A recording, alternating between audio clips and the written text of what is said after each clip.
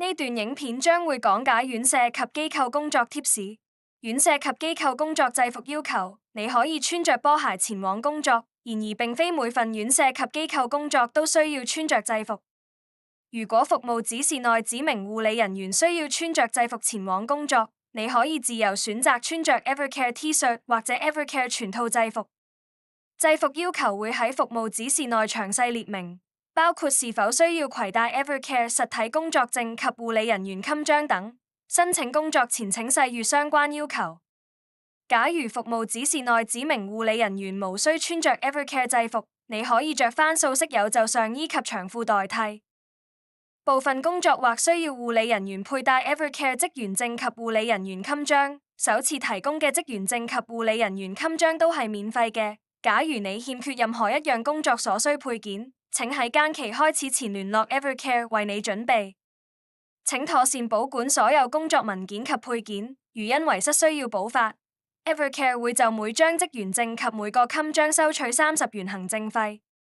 院舍及機構工作文件要求，院舍及機構或會要求護理人員出示一份 Fit to Work Letter 健康工作證明，以證明你嘅身體適宜工作。呢份信件必須由註冊醫生發出，信件內需要列明你嘅中英文姓名、身份證號碼、性別及年齡等資料。最重要嘅係信件內必須含有證明你適宜工作嘅字句，記得一定要叫醫生寫清楚。你可以去診所或者醫院索取呢份信件，費用大概300元至500元，手寫或者列印本都接受。部分機構會要求提供最近半年或1年內所發出嘅醫生證明，如果有需要你可以自行去更新資料。並唔係每份工作都需要健康工作證明。如有疑問可以 WhatsApp 向我哋查詢。呢度係一份索取 Fit to Work Letter 健康工作證明嘅推薦醫生名單，有需要嘅可以先將影片暫停。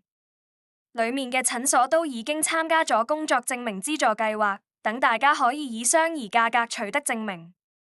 你可以根據居住嘅地區選擇最方便自己嘅診所。除此之外，院舍及機構工作好多時都需要提供返 SCRC 性罪行查核記錄，你可以透過網上或親身申請呢份文件。如有需要，你可以先將影片暫停，點擊下方嘅連結申請文件。假如申請期間遇上疑難或需要索取僱主信，請 WhatsApp 聯絡 Evercare。並非每份工作都需要性罪行查核記錄，請以應用程式內嘅資訊為準。增加成功申請工作機會小貼士，喺每份工作裏面，你申請嘅日子越多，獲選嘅機會就越高，因為客人一般都想長期聘用同一位護理人員，如果可以翻齊所有日子就更加之好。另外就係要記得預先準備工作所需文件。最後，第一日工作前，請你到 Evercare WhatsApp 對話再次確認以下幾樣事項，分別係服飾及儀容要求、報到地點及打卡方法，以及報到當日需要攜帶嘅文件，做好返工的準備功夫。如果你因是需要取消或調動已經確認的工作，請及早 WhatsApp 聯絡 Evercare 及有關機構。